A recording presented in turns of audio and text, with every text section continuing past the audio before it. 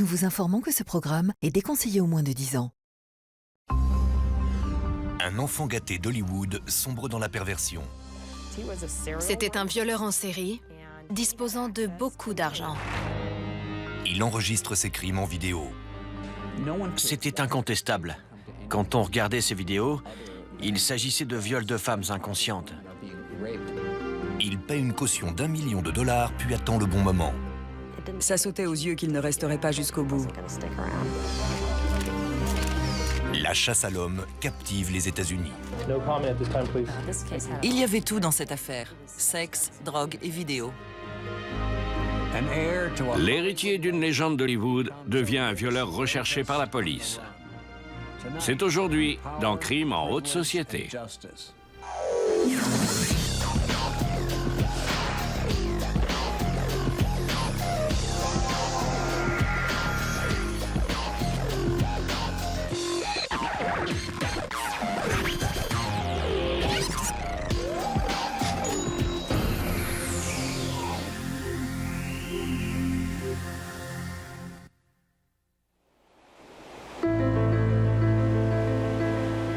Muscle Shoals, dans le sud de la Californie. Un petit coin de paradis avec une vue imprenable sur l'océan Pacifique.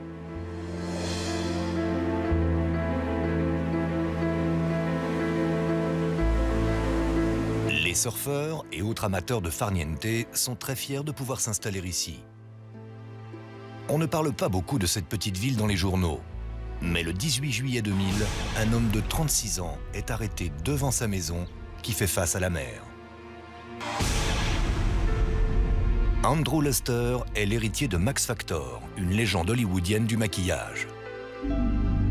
Dans sa maison, la police trouve de la drogue, des armes et une collection d'effroyables films en vidéo qu'il aurait apparemment tournés. À la fin de l'enquête, Andrew Luster doit répondre de 87 chefs d'accusation pour avoir drogué et violé des jeunes femmes. Il est atteint d'une maladie qui va jusqu'au tréfonds de son âme. Il aime avoir des rapports sexuels avec des femmes qui sont comme mortes. La presse se rue sur cette affaire. Andrew Luster est l'arrière-petit-fils de Max Factor, le roi des cosmétiques. Les médias le surnomment l'héritier Factor, mais le procureur le qualifie de prédateur sexuel. Quand j'habitais à Los Angeles, j'ai rencontré plusieurs membres de la famille d'Andrew Luster. Ils étaient très aimables, très respectés. Certes, Andrew n'était sans doute pas le premier héritier à devenir un tombeur, mais il était malade. Et le pire dans tout ça, c'est qu'il a failli s'en tirer. Andrew Luster est placé en résidence surveillée lorsque l'affaire se prolonge. Il risque alors plus de 100 années de prison et il n'a aucune intention de purger cette peine.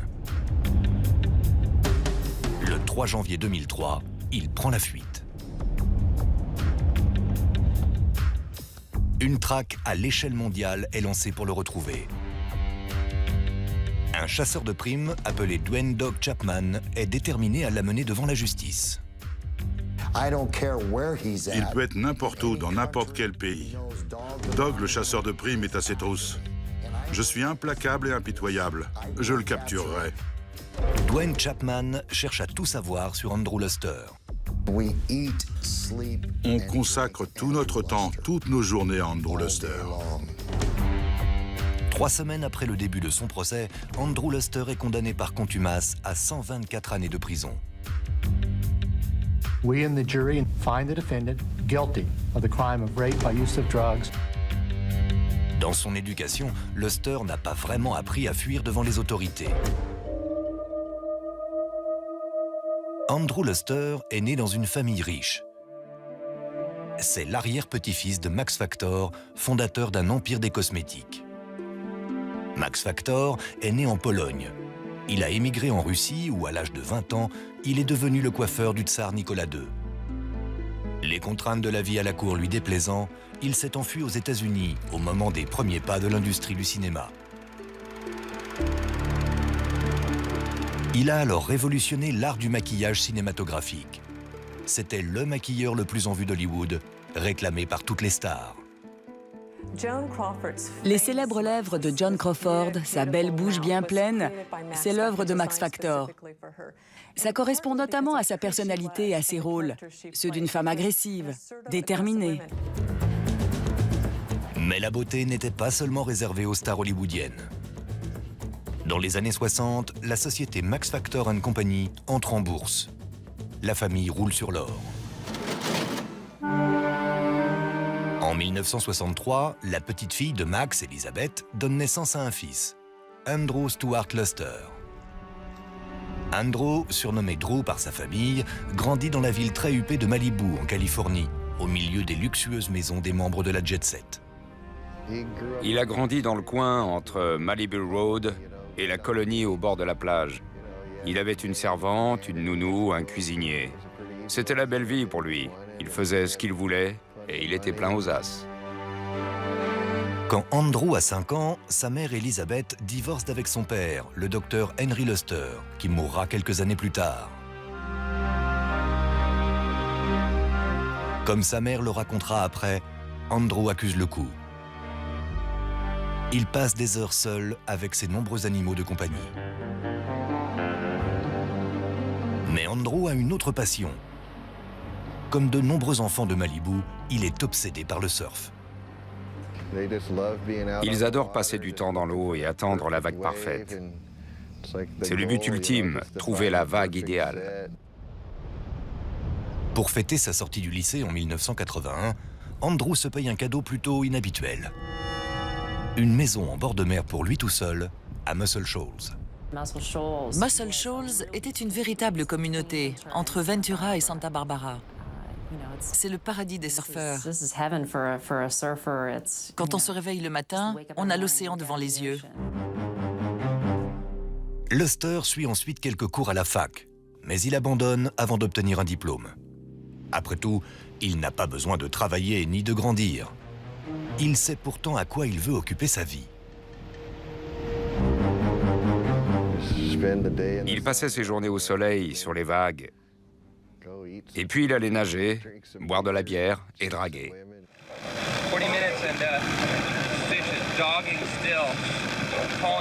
Il ne garde jamais très longtemps un emploi. Il travaille un peu dans l'immobilier, en disant aux gens qu'il est trader. Mais sa source principale de revenus est son fonds de dépôt. Grâce à son argent, il s'achète une deuxième résidence. Un appartement dans la ville de pêche de Cabo San Lucas au Mexique. C'est un pêcheur hors pair qui adore se pavaner devant les caméras avec une canne à pêche. Il aimait beaucoup être filmé. Il n'était pas du tout timide, il regardait droit dans l'objectif et il faisait son show.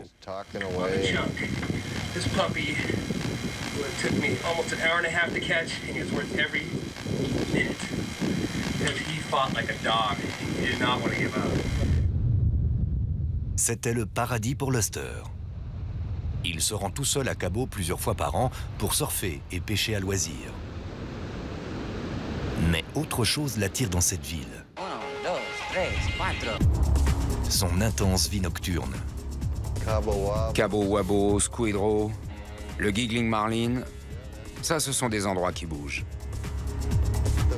Les filles y vont pour se détendre, les garçons vont à la pêche aux poissons la journée et le soir, à la pêche aux filles. Au début des années 90, Luster est dans une relation stable avec une femme. Ils ont 2 enfants ensemble, mais ils ne sont pas mariés. Luster a à peine plus de 30 ans et le mariage ne l'intéresse pas. C'est un solitaire qui a encore envie de continuer à jouer. Il a d'ailleurs un nouveau jouet, une caméra vidéo. Elle devient sa passion. La vie de Luster se transforme en une longue émission dont il est le héros. Le jour, il joue un jeune oisif.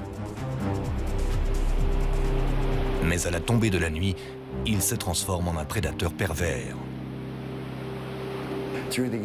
Au fil des ans, il s'est enfoncé dans une zone dangereuse de déviance sexuelle. Andrew Luster souffre d'un dérangement mental qui va en s'aggravant. Ses perversions et son sens de l'impunité forment un cocktail explosif. Peu à peu, il se transforme en monstre.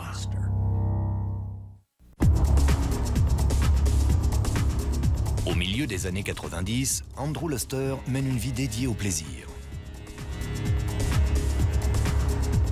Il consacre son temps à des activités solitaires.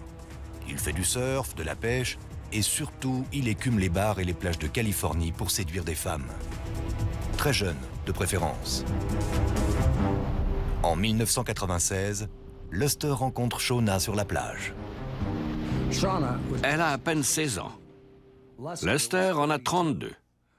Il ne recherche pas l'âme sœur. Il veut simplement sentir qu'il a du pouvoir sur les femmes. La différence d'âge y contribue. Mais il a une autre méthode beaucoup plus funeste. Shauna et ses amis aiment traîner dans la maison de Luster. Le bar est toujours plein. Mais il n'y a pas que de l'alcool chez lui. Il y a aussi de la marijuana, de la cocaïne et une autre drogue qui commence seulement à se répandre, le GHB.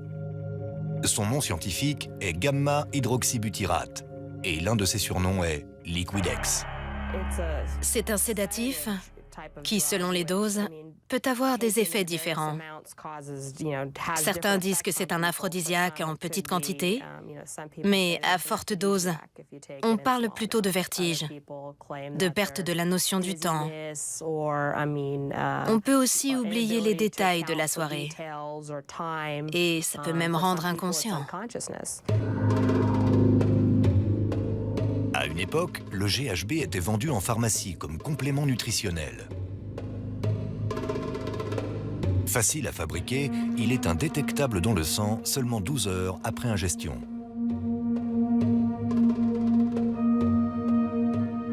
Un soir, alors que Shauna est chez lui, Luster verse du GHB dans le verre de la jeune fille sans qu'elle s'en aperçoive.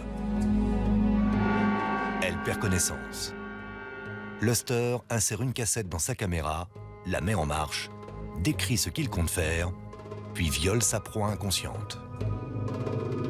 Shauna se rappelle seulement s'être réveillée le matin sans aucun souvenir des événements de la nuit précédente. Selon toute apparence, Andrew Luster est comme de nombreux autres jeunes fils de riches qui habitent à Muscle Shoals. Dans la journée, il s'amusait sur la plage et draguait des filles, tout à fait normalement. Mais la nuit, c'était un véritable détraqué sexuel. Il avait deux visages, Dr. Jekyll et Mr. Hyde. Un soir, dans un bar de Santa Barbara, Luster rencontre Tonya. Elle a 23 ans. Elle l'accompagne chez lui, où il lui propose du GHB, prétendument pour la détendre. Pendant qu'elle est inconsciente, il la viole et filme son forfait. Andrew Luster était un prédateur sexuel de sang-froid. Son terrain de chasse privilégié, c'était les bars du centre-ville, les bars d'étudiants de Santa Barbara. Il s'efforçait de s'habiller comme les jeunes, de parler comme eux. Vers minuit, le 14 juillet 2000, Luster se rend au O'Malley's, un bar dans State Street à Santa Barbara. Il y rencontre Carrie, étudiante à l'Université de Californie. Il fait chaud. Luster tend un verre à la jeune fille, additionné de GHB. Ensuite, tout se met à tourner. Peu après, elle se retrouve dans le 4x4 de Luster, en route vers Muscle Shoals. Sitôt dans la maison, Luster redonne un verre à Carrie. Elle se sent mal et demande ce qu'il y a dedans. Il répond « du Liquidex ». La jeune fille s'évanouit. Pendant qu'elle est inconsciente, Luster la viole. Le lendemain matin, elle se réveille dans le lit de Luster, nue. Pendant 3 jours, elle ressasse mentalement l'horrible expérience qu'elle pense avoir vécue. Puis elle appelle la police. Elle ne se souvenait pas de tout par ordre chronologique. Elle se souvenait seulement de morceaux épars. Elle savait qu'elle avait été agressée sexuellement. Elle était très perturbée émotionnellement. Ça faisait 3 jours que ça lui trottait dans la tête. C'est extrêmement difficile d'aller au poste de police et de raconter qu'on a été violé. L'agent Melissa Smith écoute la jeune étudiante en détresse pendant plusieurs heures. Je croyais ce qu'elle me disait. Mais je me demandais aussi comment j'allais convaincre le public, un jury, de la véracité de ces dires. Melissa Smith demande à Carrie d'appeler Luster. On s'était installés dans une pièce et j'écoutais leur conversation. Je lui avais demandé de dire qu'elle s'était bien amusée et qu'elle avait envie de le revoir. Dude, what did you put in my drink? Liquid X. Liquid X? Yeah. Is that the same as GHB? Because like I've done ecstasy before and like it wasn't exactly the same. Like it was fun, but It's good though. do you have any more of that left? Yeah. You do? Should do some. Totally. Yeah. You don't have to drug me to have sex with me this time, okay? Okay. Il a complètement mordu à l'hameçon. Il lui a proposé qu'elle aille chez lui le lendemain, ce qui était exactement ce que nous voulions. À l'heure du rendez-vous, c'est la police qui vient chez Luster, pas Carrie. Les autorités sont là pour l'arrêter, muni d'un mandat de perquisition de son domicile. Il était sous le choc. Il n'arrêtait pas de répéter « Hey, j'habite ici, il y a erreur sur la personne ». Je crois qu'il a été pris au dépourvu. Les enquêteurs savent qu'ils tiennent leur homme. Ils pensent trouver des preuves chez Andrew Lester, mais ne s'attendent pas aux effroyables cassettes vidéo sur lesquelles ils tombent.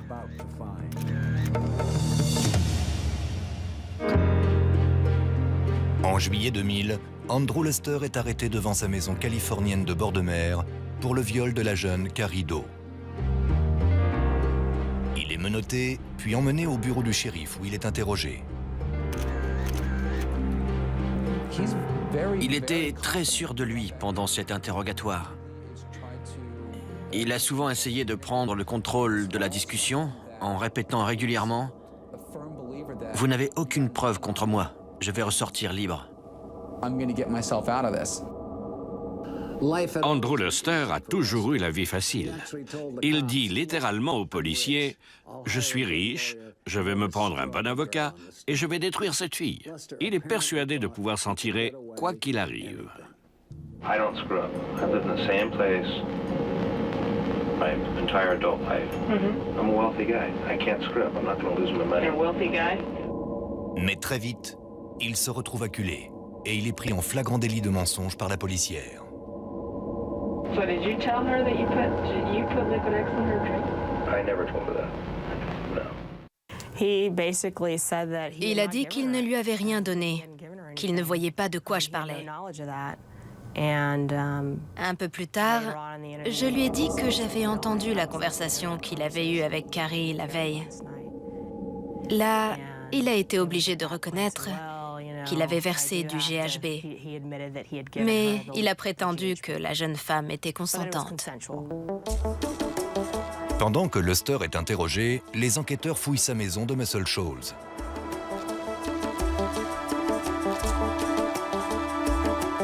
Ils trouvent de la marijuana, de la cocaïne, des sédatifs, des champignons hallucinogènes. Mais ce n'est pas tout. Ils trouvent aussi des nunchakus, une arme d'arts martiaux interdite, et un fusil d'assaut AK-47. Mais ce n'est encore rien comparé à ce qu'ils trouvent ensuite. Empilés sur une étagère, des dizaines de cassettes vidéo contenant les films tournés par Luster.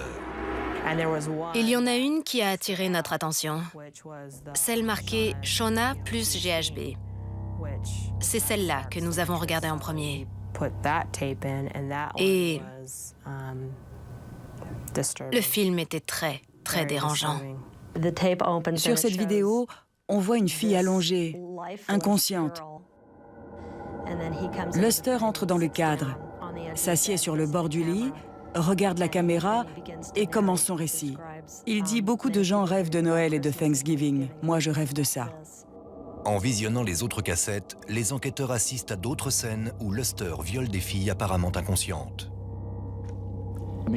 Elles sont dans le coma. Elles ronflent. Elles sont sans vie. Il est obligé de les soulever et de les mettre dans d'autres positions. Il viole ces femmes sans montrer la moindre trace de remords. C'est le portrait vidéo d'un effroyable prédateur sexuel. Une semaine plus tard, Luster comparaît devant un juge et il est inculpé d'empoisonnement et de viol. sa caution est fixée à un montant record pour le comté de Ventura. Le procureur a demandé une caution de 10 millions de dollars, ce qui a été accordé. C'était du jamais vu. L'argument, c'était de dire il faut que la caution soit très élevée pour être sûr qu'il ne s'enfuira pas. Le montant de la caution ne fait que renforcer le caractère scandaleux de l'affaire. La presse locale se rue sur cette histoire, suivie par les médias nationaux. Les médias savaient qu'Andrew Luster était l'héritier de Max Factor. Ce sont même eux qui nous l'ont appris. La presse fait ses choux gras avec cette affaire, qui finit par parvenir aux oreilles de Tonya, la jeune femme que Luster avait violée 4 ans auparavant. Cette jeune femme est tombée sur des articles, alors qu'on essayait justement de la retrouver. Et c'est elle qui nous a contactés. Les enquêteurs montrent ensuite à Tonya la vidéo où Luster la viole, alors qu'elle est inconsciente. C'est la plus dégoûtante, la plus répugnante agression sexuelle que j'ai jamais vue. Je n'avais jamais rien vu qui s'approche autant de la nécrophilie. Un homme qui a des rapports sexuels avec des femmes évanouies. Ça avait des relents de morgue. Les enquêteurs font tout leur possible pour retrouver les autres filles filmées par Luster. Ils épluchent le carnet d'adresse de l'homme en espérant que cette sombre histoire éveillera des souvenirs aux victimes. Ils parviennent ainsi à retrouver Shauna, l'adolescente de 16 ans dont Luster a abusé chez lui. Elle est horrifiée par ce que les policiers lui racontent. C'était évidemment très dérangeant pour elle. 2 policiers sont venus chez elle et lui ont parlé d'événements qu'elle avait vécus, mais dont elle n'avait pas du tout connaissance. Le choc a dû être très rude pour elle en apprenant ça. Shauna et Tonya portent également plainte pour aider le procureur à envoyer Andrew Luster en prison.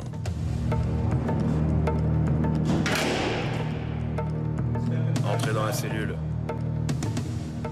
Cet homme, qui a toujours agi selon ses désirs, se retrouve confiné dans une cellule d'1,50 m sur 2,40 m, avec une seule heure par jour pour faire du sport et se doucher. La fortune d'Andrew Luster lui a ouvert des portes toute sa vie. Sauf que maintenant, elle ne peut pas le faire sortir de sa cellule. Luster est pourtant certain qu'il y a un moyen de s'échapper, et hélas, il a raison. En apprenant que sa caution est fixée à 10 millions de dollars, Andrew Luster est outré. Alors que le procureur avertit que l'accusé risque de s'échapper et de commettre d'autres viols, les avocats de la défense plaident pour la liberté de leur client. C'est comme s'il n'avait pas de caution. C'était notre argument et il a été retenu. La Cour d'appel a eu raison de réduire le montant de la caution. Le juge fixe la caution à un montant inférieur que Luster peut payer, 1 million de dollars. C'est beaucoup pour la plupart des gens, mais peu pour la famille Luster. C'est même une somme qu'elle peut non seulement verser, mais se permettre de perdre au cas où Andrew déciderait de se faire la belle. Il pouvait être libéré sous caution, tant qu'il était placé sous résidence surveillée et avec un bracelet électronique à la cheville, pour qu'il ne puisse pas s'éloigner de sa maison. Si les bracelets électroniques sont monnaie courante chez les jeunes délinquants, Andrew Luster devient le premier adulte du comté de Ventura à devoir en porter un. Le bureau du shérif proteste. C'est grâce à sa fortune que Luster a le droit d'être en résidence surveillée. De lourdes accusations pesaient contre lui. C'était un violeur en série, disposant de beaucoup d'argent. C'était des conditions qui n'avaient jamais été imposées par la Cour de Californie pour qui que ce soit. Et il y a eu une polémique sur le fait qu'elles étaient appliquées à un homme riche, de milieu aisé. Cela a forcément soulevé des questions. Andrew Luster n'aurait jamais dû pouvoir être libéré sous caution. Nous nous sommes inclinés devant son statut et sa position. Les auditions préliminaires commencent en juin 2001. L'accusation doit prouver qu'elle dispose d'assez de preuves pour aller jusqu'au procès. À 37 ans, Luster se complaît dans le rôle d'un innocent accusé à tort. Avec son langage corporel, il exprimait son indignation, sa volonté de réfuter des accusations qu'il estimait complètement fausses. Selon lui, ces femmes mentaient et avaient eu des rapports consentis avec lui. Il prétendait que les avocats de l'accusation agissaient par pudibonderie et cherchaient à le salir par des mensonges. 3 victimes présumées de Luster, Carrie, Shona et Tonya, témoignent qu'elles ont été endormies sans leur consentement. Et les vidéos filmées par Luster montrent la suite des événements. Il avait de nombreuses occasions de s'interrompre et de mettre fin à ses agressions sexuelles. Au lieu de ça, il changeait la musique. Il allait chercher d'autres objets dont il se servait pour ses forfaits. Et à chaque fois, ça faisait un chef d'accusation supplémentaire contre lui.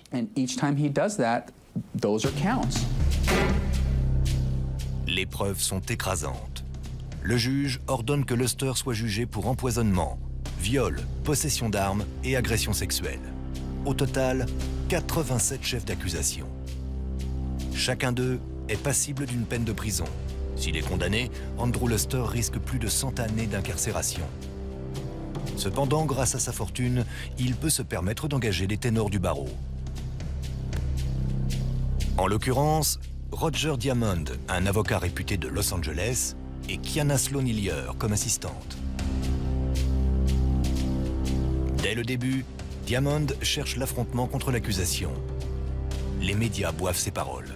This trial would have been held a long time ago had the DA allowed discovery. La défense voulait que le procès se règle dans les médias, alors que nous voulions qu'il se déroule dans une salle d'audience. C'est là que doivent se passer les procès, pas en une des journaux, ni aux infos télévisées. Le juge est d'accord et ordonne une interdiction de publication, pour la défense comme pour l'accusation. Aucune des deux parties n'a le droit de parler à la presse. La défense accumule ensuite les demandes de report du procès. Les avocats de Luster affirment également que le comté de Ventura complote contre leurs clients. Nous étions persuadés qu'il y avait un effort concerté et délibéré de nuire à Andrew et que tout le monde était impliqué là-dedans. Depuis l'accusation jusqu'au juge, en passant par le shérif. Leur stratégie est devenue « faisons le procès de tout le monde ». Celui de la police, de l'accusation, du système. Ils voulaient remettre en cause absolument tout. Tant qu'on ne discutait plus de la culpabilité ou de l'innocence d'Andrew Luster.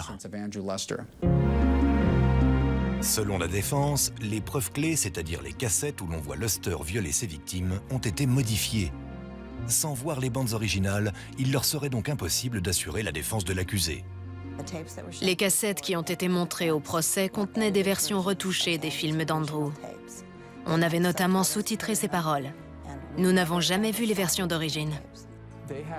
Ils ont eu la possibilité d'accéder à ces cassettes, et ils ne l'ont jamais fait.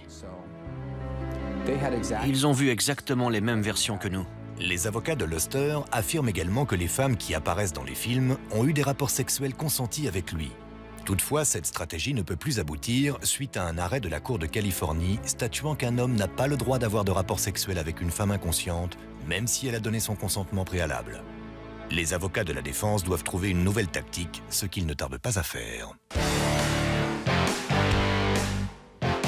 Ils s'appuient sur Waves and Babes, un film érotique produit par Luster. La défense affirme que l'accusé a des ambitions de producteur de films X et que les victimes voulaient devenir actrices. Il voulait effectivement produire des films pornographiques. Il s'agissait de déterminer s'il s'agissait de viol ou de pornographie. En effet, un sous-genre des films X met en scène des femmes qui font semblant d'être inconscientes. En regardant ces cassettes, il était aussi difficile de conclure que c'était un film porno amateur que de dire que l'attentat contre les tours jumelles était un effet spécial de film hollywoodien. La tension entre les avocats renforce encore davantage le climat électrique du procès. L'un des avocats de la défense parlait du procureur et de ses laquais, ce genre de vocabulaire. Il y avait de l'animosité dans l'air. Le juge Ken Riley finit par en avoir assez. Il a crié à l'avocat de la défense, qui hurlait lui aussi, « Ce procès va avoir lieu, c'est irrévocable. Nous allons former le jury. »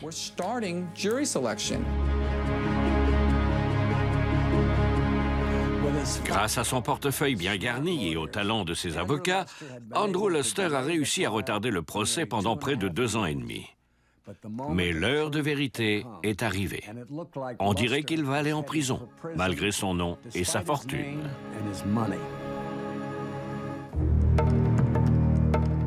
Deux ans et demi après son arrestation, Andrew Luster passe en procès. S'il est condamné, il passera le restant de ses jours derrière les barreaux. Mais pour l'instant, il est dans sa maison de Muscle Shoals, sous résidence surveillée. Il m'a appelé plusieurs fois, il était comme un animal en cage. Il avait envie de sortir, de faire du surf. Il disait que c'était seulement un coup monté et qu'il retrouverait sûrement bientôt les vagues. Les avocats de Luster demandent la suspension de sa résidence surveillée et le juge accepte. C'est inouï. Voilà un dangereux violeur quasiment libre de s'échapper, seulement retenu par un bracelet électronique. Quelle absurdité! Madame Fox m'a dit, « Je vous le prédis, vers le milieu du procès, il verra que c'est perdu et il prendra la fuite. » Je ne savais pas combien de temps ça prendrait, mais ça sautait aux yeux qu'il ne resterait pas jusqu'au bout. Dans la salle d'audience, Luster est visiblement très tendu. Il essayait de contrôler les déclarations de ses avocats. À chaque fois que Maître Diamond s'adressait au juge à propos de quelque chose, Luster lui chuchotait ses instructions à l'oreille. Il a beau se démener pour contrôler le déroulement du procès, il ne peut rien faire pour influer sur l'impact du témoignage des victimes, et tout particulièrement leur réaction lorsqu'elles ont vu les films où Luster les violait. When you first saw the tape and saw the defendant performing these various sex acts on your body, what was your reaction? It's very disgusting to me, and when I first saw it, it was like, it's like seeing yourself raped in the third person, and there's nothing you can do about it. Ces témoignages sont déjà accablants, mais la défense sait que le pire reste à venir. Les cassettes vidéo elles-mêmes. En voyant ça, de nombreux jurés avaient l'air bouleversés et incrédules. J'ai aussi remarqué 2 jeunes femmes émues aux larmes. Tous les jurés étaient bouche bée. Ils n'en croyaient pas leurs yeux. Les jurés se posaient une seule question. Sont-elles inconscientes? C'est ça qui changeait complètement la donne. Mais on entendait ces jeunes filles ronfler. Elles ne donnaient aucun signe de vie. On aurait dit de grandes poupées inertes. Pour les jurés, c'était la preuve éclatante qu'il ne s'agissait pas d'un tournage de film porno amateur. Luster, quant à lui, observe les jurés le regarder commettre une succession de viols. Pour toutes les personnes présentes, il apparaît évident que cet homme ira bientôt en prison. Le procès doit s'interrompre 2 semaines pour les fêtes de fin d'année. La veille de l'interruption, Luster se penche vers son avocate, Kiana Sloan-Hillier. Après l'avoir écoutée, elle s'est levée et elle a dit « Nous comptons voir Monsieur Luster pendant l'interruption du procès. Nous demandons donc à la Cour de lui accorder les mêmes horaires que pendant le procès. »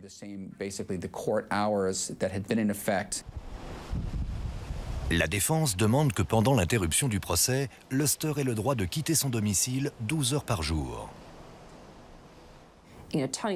Anthony Wald est sorti de ses gonds et il s'est écrié « Vous ne pouvez pas faire ça, monsieur le juge. Il risque de s'enfuir. » Malgré notre objection, le juge a accédé à cette demande. Pendant l'interruption, Luster se concerte avec ses avocats qui pressentent que la culpabilité va être prononcée et se prépare à faire appel du jugement. Luster, lui, se prépare à toute autre chose. Le matin du vendredi 3 janvier 2003, Andrew Luster sectionne son bracelet électronique, sort de chez lui et monte dans son 4x4. Il roule pendant 2 heures vers le sud jusqu'à Santa Monica et se gare au coin de San Vicente et de la 10e rue. Il sort ensuite du véhicule et disparaît. C'est assez évident qu'il envisageait cette solution depuis longtemps. Il a bien vu que ça sentait le roussi. Les autorités se sont rendues compte de sa disparition à 20h30, alors qu'il était parti de chez lui à 8h du matin. Il avait beaucoup d'avance. Il pouvait déjà être très loin. En fouillant la maison de Luster, les enquêteurs s'aperçoivent que ses habits d'été, son chien et de précieux objets d'art indien n'y sont plus. Quelques jours plus tard, des mandats d'arrêt sont lancés contre Andrew Luster au niveau local et fédéral. En son absence, le procès reprend. Le lundi matin, à la place d'Andrew Luster, il y avait une chaise vide. Maître Diamond a dit que son client avait peut-être eu un accident de voiture et que son absence était sûrement explicable. Anthony Wald a répliqué aussi sec, et pourquoi pas un enlèvement par les extraterrestres tant qu'on y est. Il a fui, c'est tout. La disparition de Luster fait la une de tous les journaux californiens. Un homme s'intéresse tout particulièrement à cette affaire. Un chasseur de primes nommé Dwayne Dog Chapman. J'ai lu dans les journaux que Luster avait pris la fuite pendant le week-end, après s'être débarrassé de son bracelet électronique. Pour mon équipe et moi, ça a marqué le début de la traque. Dwayne Chapman est un sacré personnage. Il vient d'un monde totalement différent de celui de Luster. Il a grandi dans un milieu pauvre, a fait partie d'un gang de bikers et a fait de la prison au Texas. Le détraqué sexuel a désormais un chasseur de primes blond décoloré sur ses traces. Et notre histoire va devenir plus étrange encore. Le lundi 6 janvier, le procès pour viol d'Andrew Luster reprend, sans l'accusé. Cela fait 3 jours qu'il a complètement disparu. Il reste introuvable. I would tell Andrew Luster now, please return. It does not do any good to be away. Roger Diamond, l'avocat de Luster, demande à être retiré de l'affaire. Mais le juge refuse. L'avocat est en bien mauvaise position.